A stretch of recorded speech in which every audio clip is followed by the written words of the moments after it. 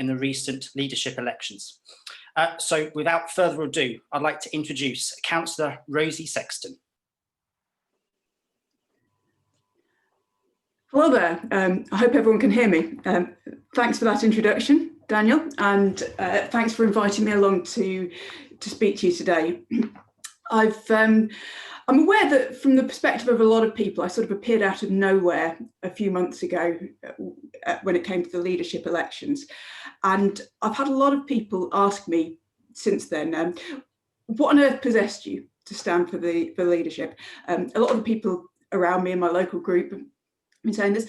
And that's one of the things I was going to talk about today, because I think coming into this leadership contest as an underdog and as someone who is relatively new to all of this, I think there's a lot of parallels there with the position we find ourselves in as the Green Party in standing in elections.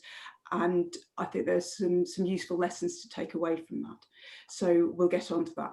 I'm also going to talk a little bit about my political journey and how I got to where I am, and also what's next, what I'm hoping to do in the future. So yeah, to start off with, I was elected as a councillor last May here in Solihull, and I'd never intended to become a politician. It just wasn't something that I considered. But then our local Green Party got in touch with me, and over the course of several months and a lot of conversations, I was persuaded to stand as a target candidate. From there, I became our health and adult social care shadow portfolio holder with the official opposition here in Solihull. And at the time when I put my hand up for that, I didn't realise that we were going to find ourselves in a pandemic several months later. So it's all been a little bit of a baptism of fire. A lot of people have said I'm quite inexperienced. I prefer to frame it a bit differently.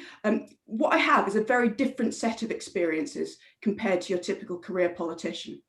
And I think that's a good thing. And a lot of people have agreed with that. Because in these unprecedented times, we're all out of our depth to some extent. So it becomes a question of how well can we swim? And I think my background has given me a good foundation for being able to swim. So to talk a little bit about that, I started out with an academic background. I studied maths and went on to do a PhD in theoretical computer science. From there, I pursued a completely logical and normal career progression and went on to become a professional mixed martial arts fighter for 12 years. So I competed all over the world. I was the first British woman to fight in the Ultimate Fighting Championships, for those of you who that means anything to. From there, I retrained as an osteopath, and at the moment I run my own clinic here in Solihull. So I'm a small business owner as well as an osteopath and a counsellor, which is a pretty full schedule, as I'm sure you can imagine. I picked up a few transferable skills along the way. A few people have asked me, what can being punched in the face in front of 10,000 people possibly teach you about politics? And perhaps the first thing is that a journalist will always use the daftest line from your interview as the headline for the article. I don't know if you can see my screen share there. So that's something always to be aware of. Other things, I think it's taught me a lot about the value of constructive criticism and how it's important to listen when your friends and people around you are telling you what you could be doing better, because wishful thinking has a nasty habit of colliding with reality in ways that can be quite painful when you're a mixed martial arts fighter, or a politician for that matter, as we're now discovering, I think. There's a very fine line to walk sometimes between being self-critical and self-confident.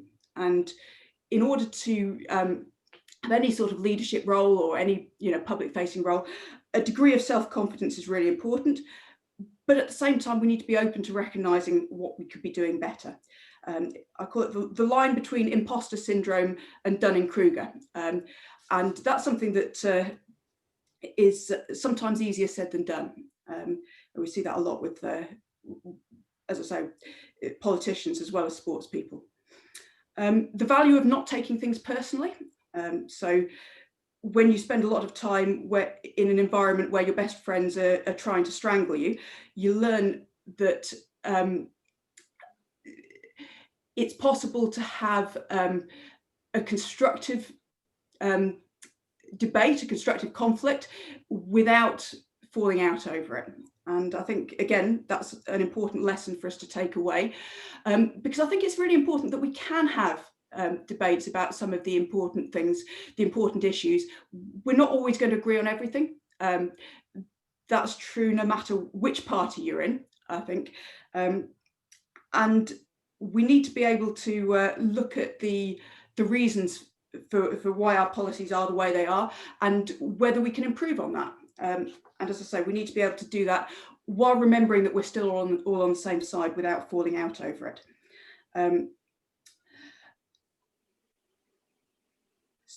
I think other things that I've learned, being able to put on a game face when you're asked to do something that's difficult, uncomfortable, or occasionally terrifying. Knowing when to get involved in a fight and when to make some distance and pick your shots a bit more carefully. Like I say, getting involved in a brawl is exciting for the spectators, but it's not always the best way to achieve the outcome that you want. And picking the right battles and fighting on the territory where you're strongest is really important. And finally, going into a fight with a clear strategy and knowing what you're trying to achieve and looking confident, looking like you think you can win, even when the odds are against you. So this is what I set out to do when I decided to stand as leader. And as I said, there were a few things that I was trying to achieve in particular.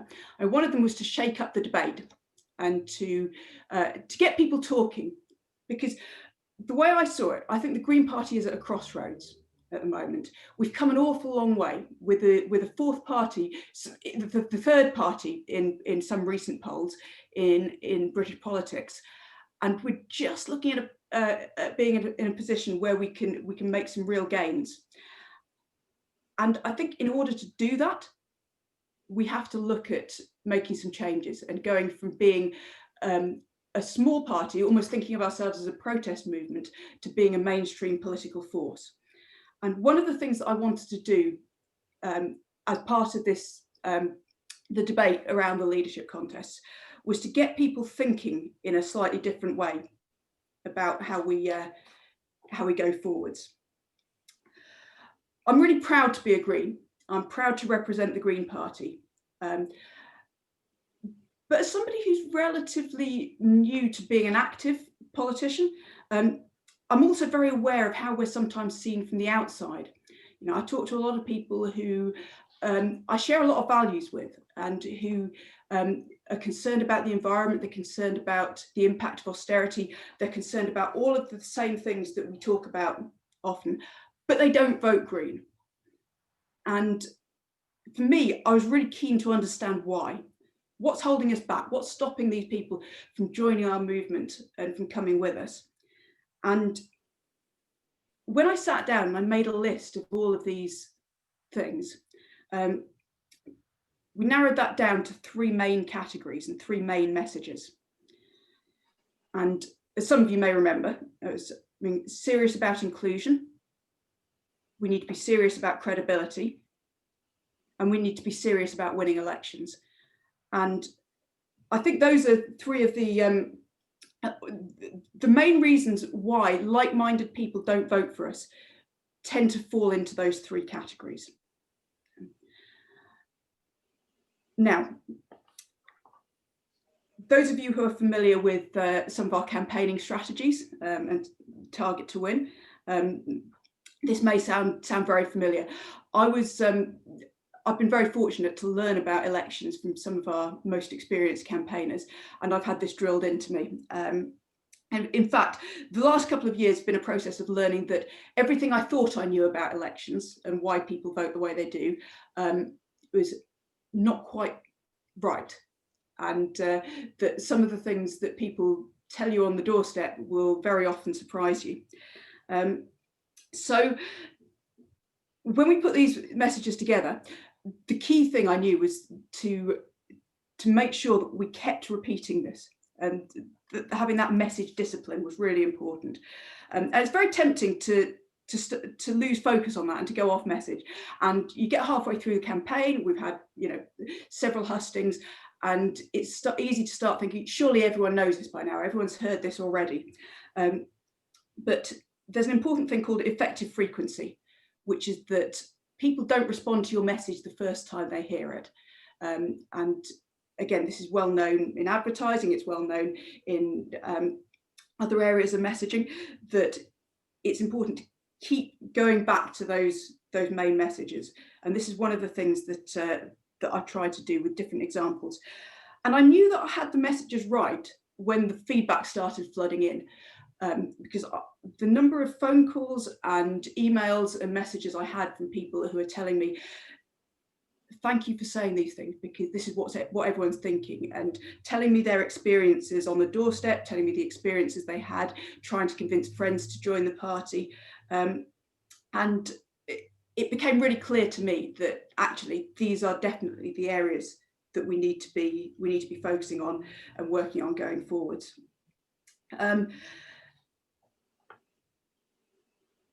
I think what came back from that is that this really got people talking. I feel like we got people thinking differently and thinking bigger about what the Green Party can achieve. And as I say, I'm immensely proud to be a Green, and I can see the potential that our movement has, because a number of people who are thoroughly sick of the establishment parties and fed up with what they're being offered, and the binary choice between those two establishment parties, and people who want something different. So I think there's a huge amount of potential, and now is a really good time to be focusing on that. It's important to remember when we talk about this, that when we talk about gaining political power, it's not political power for its own sake. It's political power in order to deliver the change that the country desperately needs. Power isn't a dirty word. And this is something that I think I'd like more Greens to understand, because even if what we want is to give that power back to the people we represent, and this is where I get very, very gladiator about this, then we need to be effective in winning those elections, in taking control so that we can do that. So in terms of what's next, we're at an exciting point in Solihull, where we're actually looking at, over the next few election cycles, being potentially in a position where we can take control of the council. And that's something that obviously we're having to look at making this change within our local party from being a smaller protest group, if you like, an opposition group, to being a group that can actually run things and has the skills, the capabilities to run a council. And that's something that we're focusing on at the moment. So it's both about winning those elections and about getting the numbers so that we can do that, but also developing the way that we work together. And this is how we're looking to make a real difference in our local area. And I know that similar conversations are going on up and down the country. I know that there are lots of local groups that are, whatever stage they're at in that development, are really doing some great things to make change for their local people. And this is something that I'm always very keen to point out, is that local politics shouldn't be seen as some sort of consolation prize. You know, this is what we focus on because we don't have a lot of MPs at the moment. We're not well represented on the national stage. But local politics is really valuable in its own right. And as Greens, this is something that we believe in passionately, that the importance of that local decision making.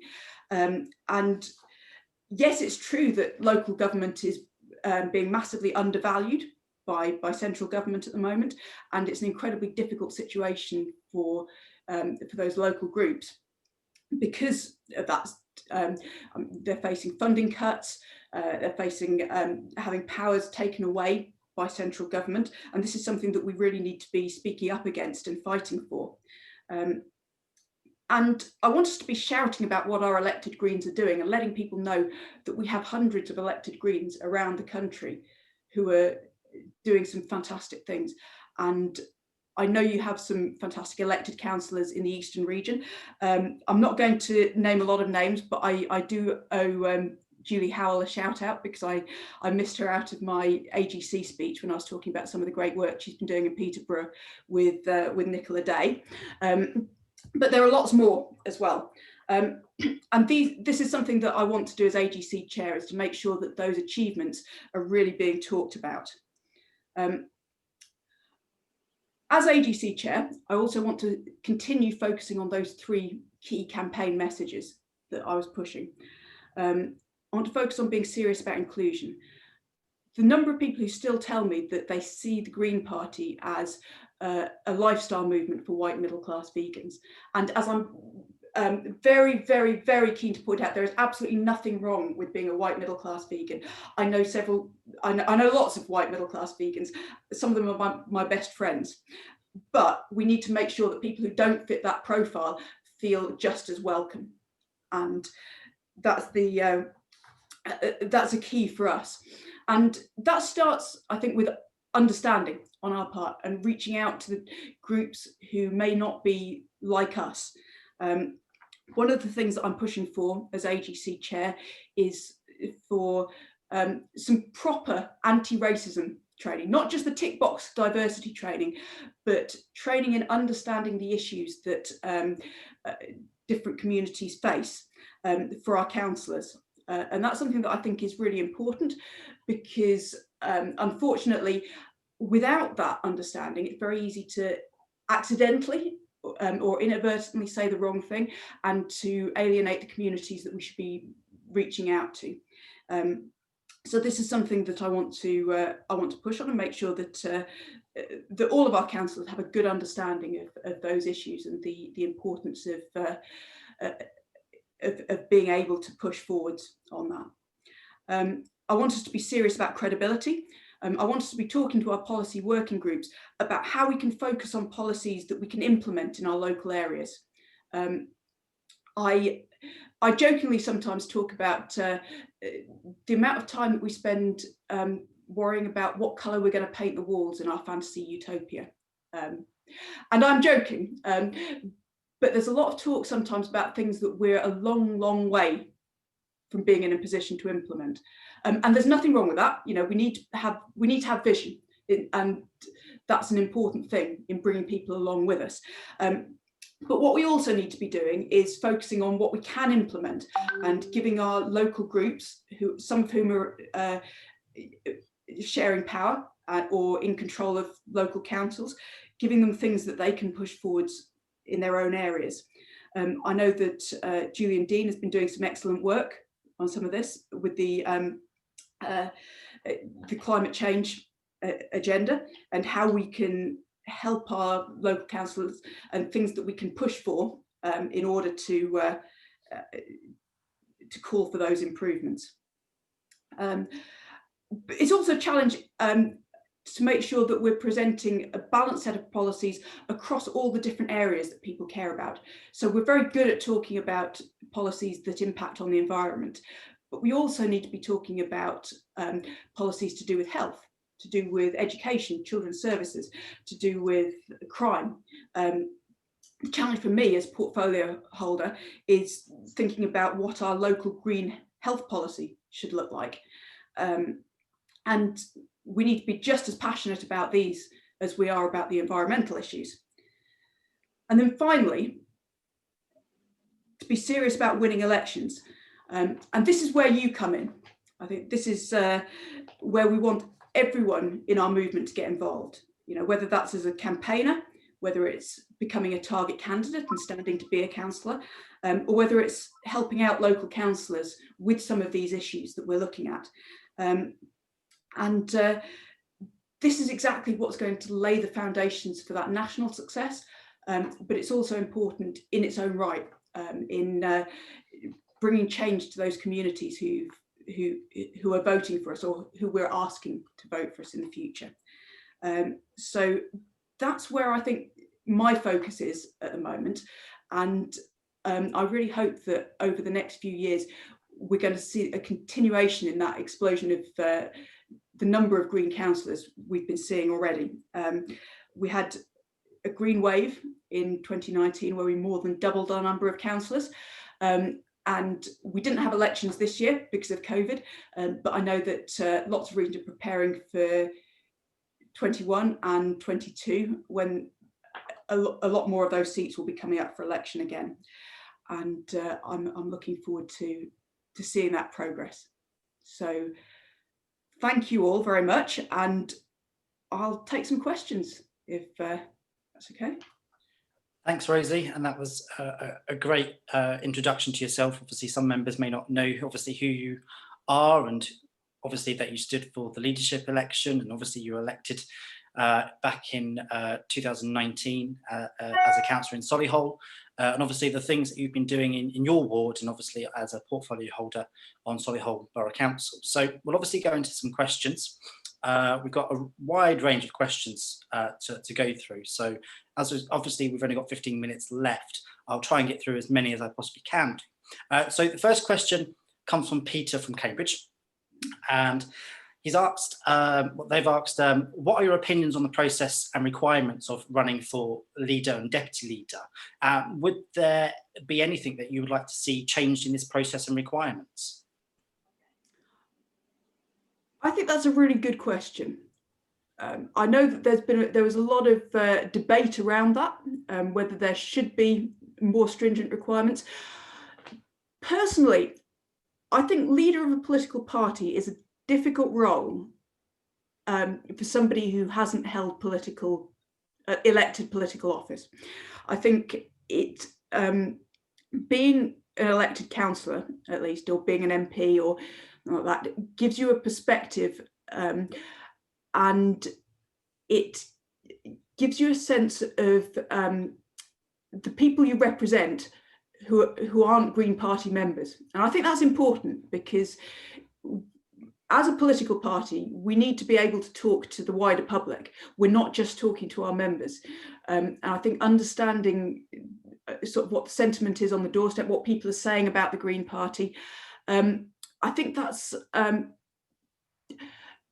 certainly easier from the position of having been elected to represent those people. Having said that, you know, I know there's other people who are saying that, or maybe it should be to do more with how long you've been in the party and things like that.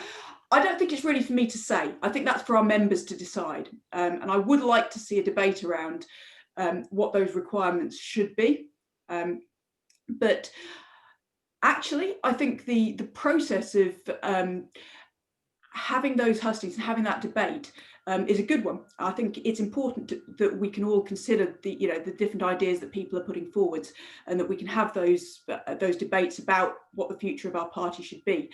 I would like to see much more engagement in that process, and the real problem for me is the low turnout. And I know some people were very engaged in the online hustings and got very involved in that, but unfortunately there's an awful lot of our members who, for whatever reason, didn't engage. And we should really be asking why that is. And I would like to see us reaching out to those people and finding ways to get more people involved. And that comes to when we're making policy at conference as well. I'd like to find ways of getting more of our members, more people across the board involved in that decision making, because I think that's how we can best represent the people who we in our party. Yeah, that's absolutely great. Thanks for that, Rosie.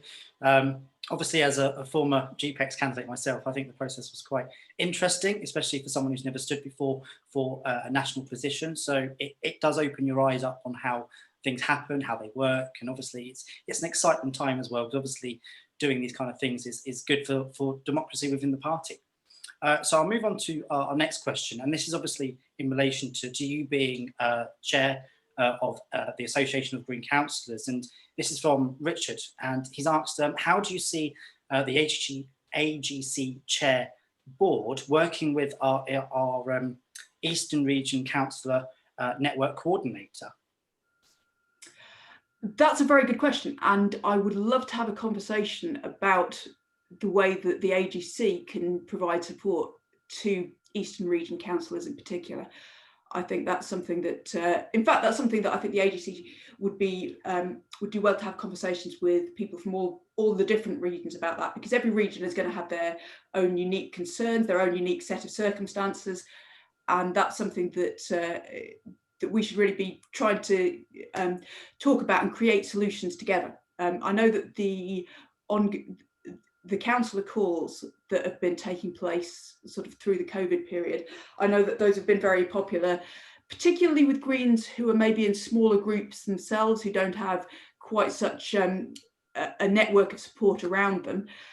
But we also need to find ways of supporting the larger groups and groups that are in power or sharing power at the moment, and see, well, what can we do there? How can we provide the support that those groups need? So everyone's in a different situation, you know, whether we have some councillors who are the lone Green on their council, so they're really sort of isolated and having to work very closely with members of other parties. And we've got much larger groups. As I say, in Solihull, I'm privileged to have 13 fellow Green councillors, and you know, we all work very well together. But I think I would like the AGC to be much more proactive about having those conversations and saying, you know, what do you need? What kind of support would be most useful? No, that's absolutely great. And I think obviously having a councils network coordinator and that network as well in every region will be really vital moving forward, to have that connection with the AGC and also with regional and local parties too. So there is that counter working, and I know that Julian and Sally Pickering, who's the coordinator for the AGC, is doing a lot of work with councillors up in England and Wales to ensure that that happens. And so we have that connection with councillors across each region, working kind of on the same page. And as I know that you're aware of, and Nicola and Julie will be, and other councillors across the Eastern region, that there is that connection happening, and there's all these calls happening as well with the AGC to ensure that there's that network happening, and if there's an issue or a question that a council may not know, they have that port of call to go to. So I think having that middle person as well in regions will be absolutely vital moving forward for the party. Absolutely, and I would like to say as well, if anyone would like to get in touch with me after this call, if anyone's got any thoughts or ideas about that, please do drop me an email. I'm rosemary@solihullgreenparty.org.uk, and yeah, I'd love to have those conversations. Thanks for that, Rosie. So we'll move on to our next question. I think this is actually quite a really interesting question, actually, myself. So Adrian has asked, how do we get councils faster, and how can we upskill our councillors to succeed when that happens? This is a really good question, and this is something, again, that we're thinking a lot about in Solihull at the moment, because there's a big difference from being an opposition group to being in control. And we're very aware that as soon as you take control of a council, there's a lot of spotlight there. And again, particularly at the moment with the difficult political situation that we're all facing, there's a real danger that if things don't go well, that reflects badly on the Green Party as a whole. So that's something that we need to be preparing people for. I would like to see sort of more training, and again, there is actually quite a lot of training that's being offered via the local government association. There's and that's something that we should certainly be signposting people towards and getting people thinking about what's going to happen, you know, in the future, and planning a few years ahead, rather than just waiting for that to happen. Because I think it's very tempting for the focus to be on winning elections, which obviously we need to focus on in order to get there, but not thinking past that into, well, what happens when we take over, and what is this going to look like? What's our plan going to be? What do we want to achieve there? Because as we've said, there's no point taking power for its own sake. We need to be looking at what we're going to use that power to do. And I think setting out those plans before that time comes means that we can sort of slot straight into that and right, this is what we want to do now. So I think there's definitely some good questions around that. I know that the AGC they have a Greens in Power group, where those groups that are in power or sharing power can exchange ideas and talk about the challenges they're facing and what's going on. We also need to be providing, and I know there's conversations going on about this at the moment, but media support to those groups as well, to make sure that they can deal with the attacks they're inevitably going to face from some of our political opponents as that happens. So this is one of those things where there isn't a quick and simple answer. There's a lot of things that need to happen, and this is again something that we will be facing more and more going forward. So it's something that we really need to be talking about, and it's exactly the right question to be asking. Yeah, no, I absolutely agree, and I think those kind of big councils that we have are on different kinds of different types of councils up and down England and Wales. I think it is about having them prepared and ready for the potential of them obviously taking over a council, as I know that with a different party, for example, in South Cambs, the Lib Dems took over that overnight, and it's about them being prepared, those councils being prepared from a Green perspective for them to be ready to take over, because you never know what can happen in local elections. So because it's more interesting, to be honest. Absolutely. And I think, I mean, the other thing to bear in mind, I know that this has happened in some of our groups, is that because a lot of it depends on how the numbers shake out from the local election. Because if you've got a Green group that may very well end up sharing power with another group, you may not have much notice in advance that that's going to happen. So, I mean, as I say, in Solihull, we're in a slightly different situation because we're looking to be the largest group in a coalition, and we're very much sort of preparing for that. But perhaps for smaller groups, you shouldn't underestimate the possibility that they might end up as part of a coalition and potentially having some of those cabinet roles. So it's important for those councillors to be prepared to step into that and to take the opportunity when it comes up. And again, this is sort of going back to I remember from my mixed martial arts days. One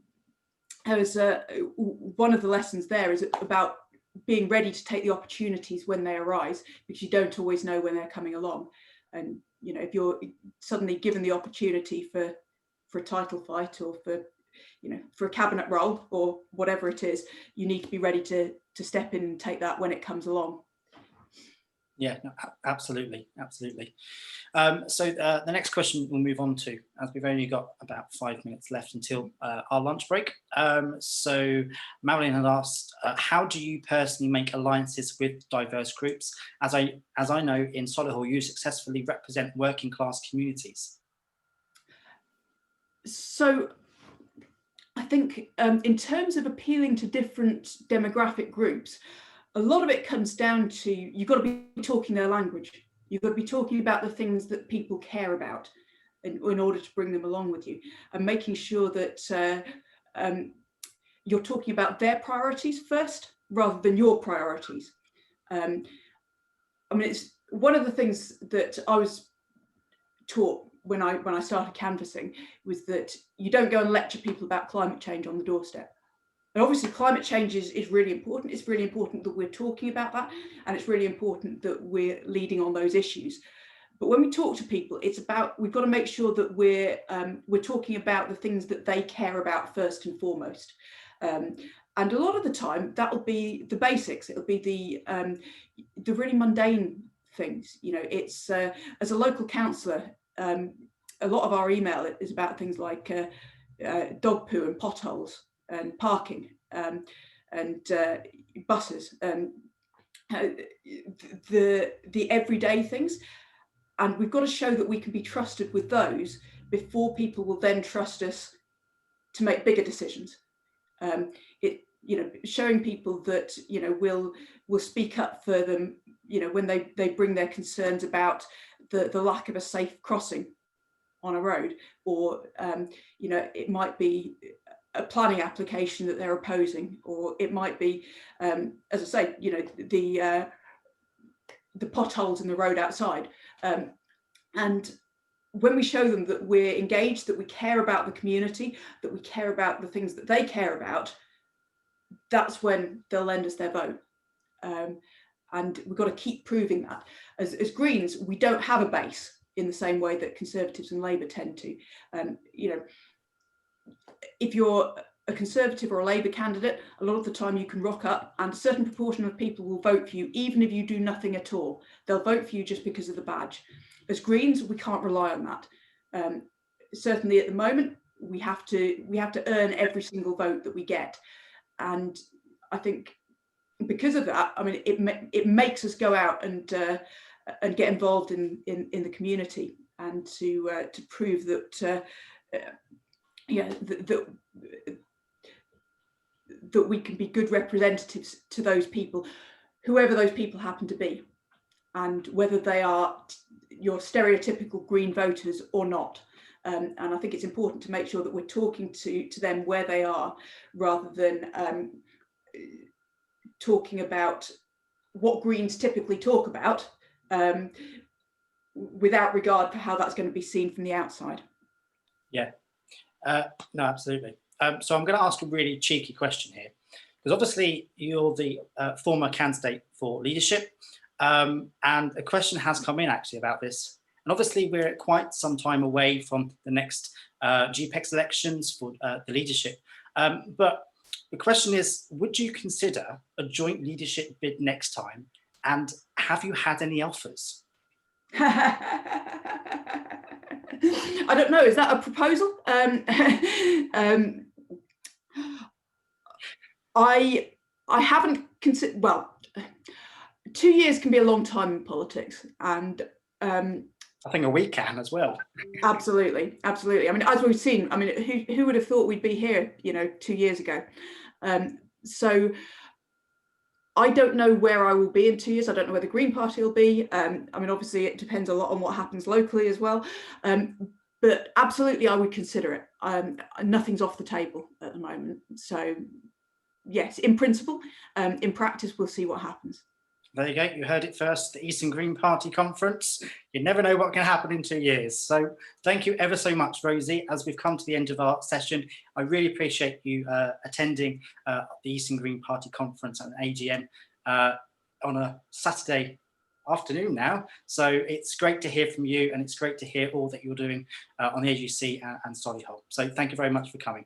Brilliant. Thanks for having me. And if anyone would like to get in touch, you're very welcome to drop me an email, and I'm very happy to have conversations, either in my role as AGC chair or anything else.